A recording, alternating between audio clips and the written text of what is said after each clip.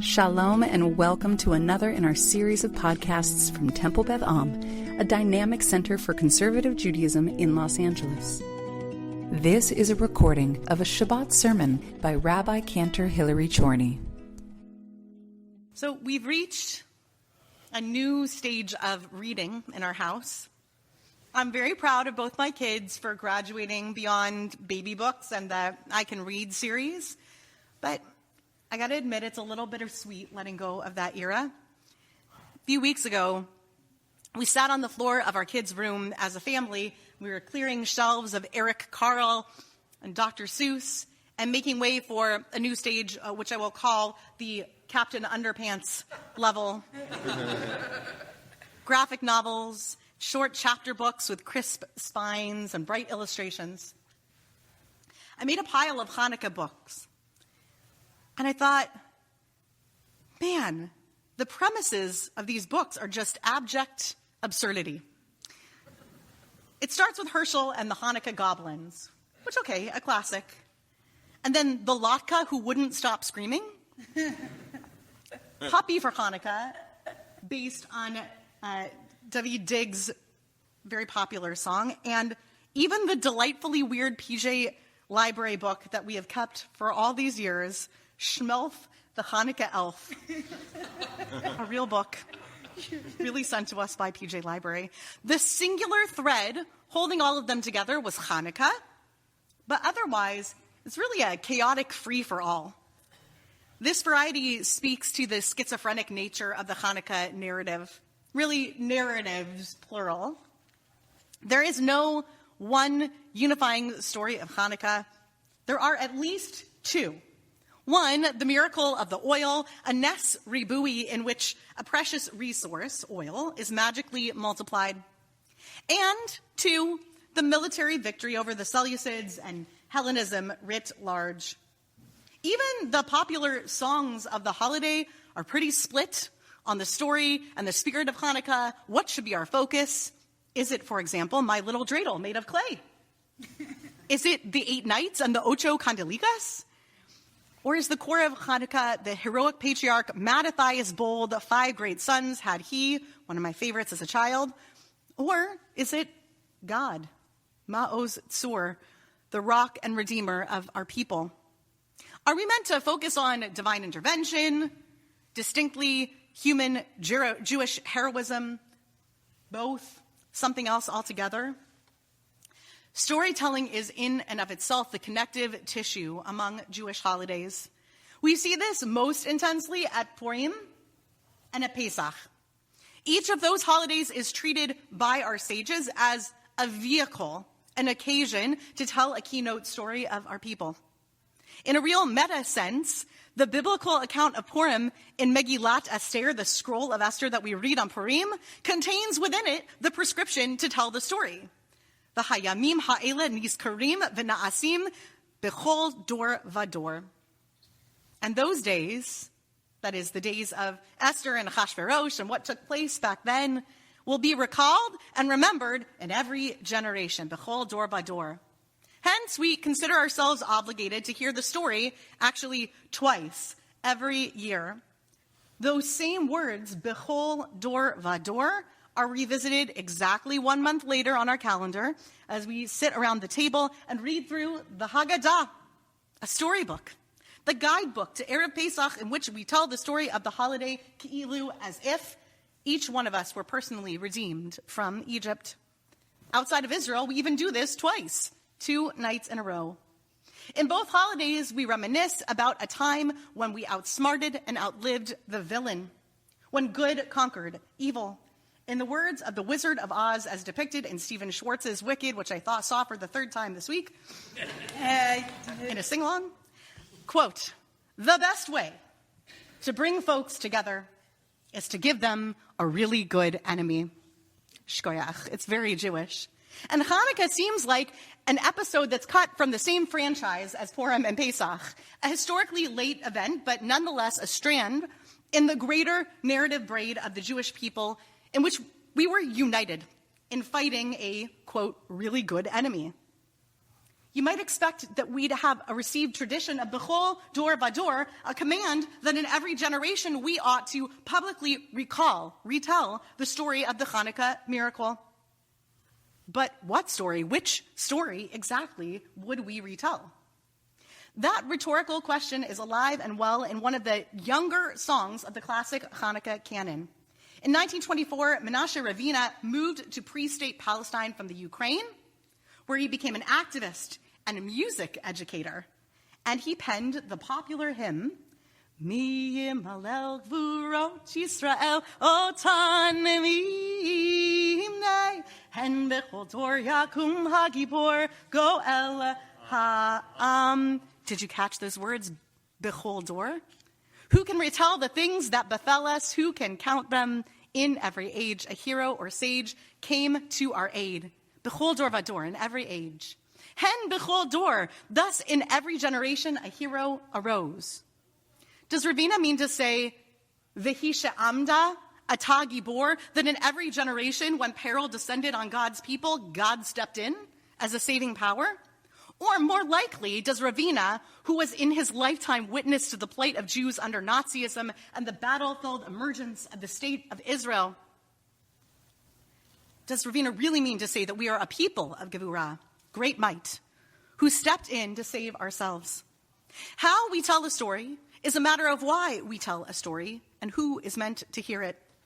And while we don't have an agreed upon how, which story we render as the tale of Hanukkah, the story, we do have a shared liturgical insertion that pervades our prayers throughout the holiday. In every Amidah, and in every recitation of Birkat Hamazon, the grace after meals, we recite an addendum to the gratitude section of Tefillot, Al Hanisim, way back on page 430 in our Siddur. As for the miracles, Al Hanisim, that you performed for us, God, we chant this, we sing this, and we go on to tell the tale of the Maccabees' victory, the rededication, the re-sanctification of our holiest place. Purim and Pesach vociferously reinforce that the retelling of the holiday's origin is an observance in and of itself, giving the impression, by comparison, that maybe for Hanukkah the story isn't nearly as important.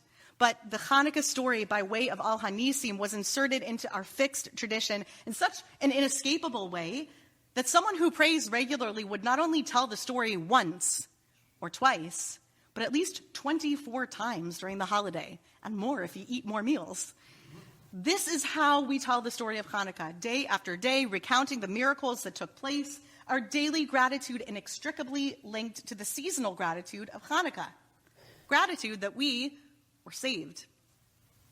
How we tell the story of Hanukkah changes its meaning and its spirit. When we tell the story of Purim, we tell it verbatim from the Tanakh, so that we don't forget to celebrate just as our ancestors did in the wake of the first Purim. We tell the story of Pesach in a different manner, embodied experiential play acting, so that we can fully immerse in the feeling of salvation, so that it is as if we too were rescued. The version of Al Hanisim we have in our Siddurim for Hanukkah, and the rhythm in which we recite it seems to indicate that we tell the story of Hanukkah for the sake of expressing thanks to the one and or ones who saved us.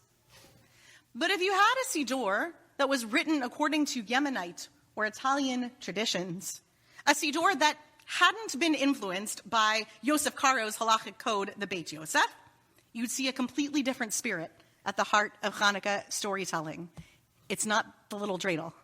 It's a fervent wish that we see miracles also in our own day.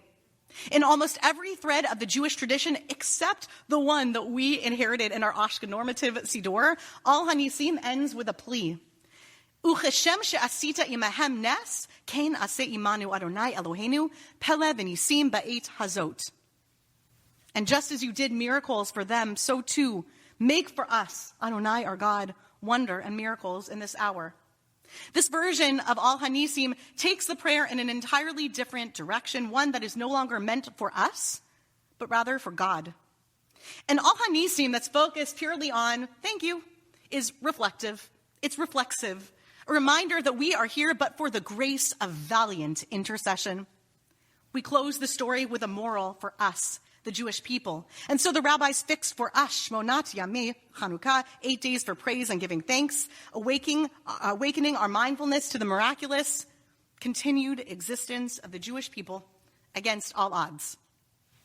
The other version of the Hanukkah story, the other Al Hanisim Uchashem She'asita Imahem Nas, that ends with an outcry meant for God's ears, calling upon God to intervene in our own broken world. We see the same duality not just in the liturgy of Hanukkah, but in the iconic sacred storytelling action of the holiday, lighting candles for the sake of Pirsume Nisa, publicizing the miracle. Ideally, we light them on the street near passersby so that they flicker and dance with a reminder to all those who might see them that a great miracle happened once upon a time. We catch the human gaze and infuse the night with a story for all those who glimpse a Chanukiah. And yet, as we light candles with the explicit prohibition to use them for anything, even to light a room, except to look at them, Kidei lehodot ulhalel l'shivcha hagadol al nisecha ve'al yeshuatecha ve'al niflotecha. We do this lighting for the sake of praising God and God's name. So why do we tell the story of Hanukkah? Is it for us to remember? Or is it for God to remember? A reminder, perhaps even a request to show up for us again, as God once did.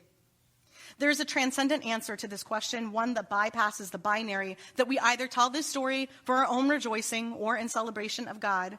Instead, it challenges us to see Hanukkah as an opportunity.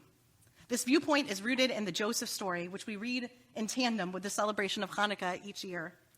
The ancient Midrash in Tanchuma depicts Yosef on his journey back to Canaan, traveling with his brothers, when he spots the pit where they threw him in. The brothers worry, according to the Midrash, that Yosef will pause to remind them of their terrible misdeed. Instead, Yosef proffers a blessing that ties together the bracha that we read before Megillat Esther and the words of the Pesach Haggadah. Baruch hamakom she'asa li nes b'makom hazeh. Blessed is the makom, the Holy One who made a miracle for me in this makom, this place. Rabbi Ari Lev Fornari teaches that this midrash and the story of Yosef properly disrupts our focus on celebrating human or divine victory and asks us to consider that nisim, miracles, point to our human capacity to do better, to forgive, to transform, and to heal. Rabbi Ari Lev encourages us to tell the story of Hanukkah with an intention to awaken the best parts of ourselves. Neither to rest on divine miracles nor the heroism of others, but rather to shake the most decent parts of ourselves awake again from the shadows of complacency, to be kind and to accept kindness, to accept the fallible nature of those who love us deeply and practice a radical belief in the redemption of the human spirit, to be good despite evil. I co-taught a class about Al Hanisim a couple weeks ago for my colleagues in the Rabbinical Assembly. I taught with Rabbi Rabbi-Cantor, and he and I shared the history and liturgical evolution of the prayer Al Hanisim, and we left time at the end for questions and follow-up. One of our more senior colleagues raised their virtual hand. He wanted to share, if we didn't know, that back in the 1980s, the Rabbinical Assembly had published a Megillat Hanukkah. It was rooted in the long-standing tradition of Megillat Antiochus, a late post-biblical text for which we have evidence going back to the 8th century. It enjoyed about 10 centuries or so of ritual integration, particularly in the Italian Rite, but then it disappeared from the canon of Hanukkah rituals. The RA publishers of this Megillat Esther wrote of their republication and adaptation of this work the following: "It is our hope that Megillat Hanukkah will find its way into our synagogues, schools, and homes. It should help enrich and deepen our celebration of the feast of Hanukkah." Well, it didn't. And I have a theory as to why. I think Hanukkah is severely allergic to a simple or reductive explanation. It is a holiday that lives in the uncomfortable space between apocryphal tale and rabbinic regulation, between God's salvation and human heroism, between the adult and the pediatric, between miracle and might. I encourage you to engage with this holiday in the spirit of an expansive why. Why do we give presents each night in our family? Is it because it's fun to exchange gifts, or because we pause in our routine to shower someone with appreciation? and with special things they wouldn't dare buy for themselves. Why do we light this menorah? This particular one. Is it because it's the first one that came out of the box we pulled out of the garage? Or is it because we love the precious memories this one evokes from back when you made it in kindergarten? Why do we use a shamash, a helper candle? Is it because, practically speaking, we need a candle that can manipulate while the rest do the sole task of illuminating the story? Or is it because we are thereby reminded to appreciate the helpers in our lives? This kind of mindfulness and storytelling is transformative because it teaches us to start at the end, to start with the so what. And it is useful and comforting in that it reminds us that there is no one way to tell a story. There are dreidels and oil and Maccabees and screaming latkes and even Shmelf the Hanukkah elf, each with a different takeaway, a different why, a different angle on the Hanukkah story. Kol hamarbeh harei zeh meshubach, as we say. The one who finds yet one more explanation for the story deserves praise. But that's for another holiday. You've been listening to another in our series of podcasts from Temple Beth Am, a dynamic center for conservative Judaism in Los Angeles. If you enjoy these podcasts, we invite you to write a review on the Apple Podcast site or wherever you get your podcasts. For more information about Temple Beth Am, Los Angeles, go to tbala.org.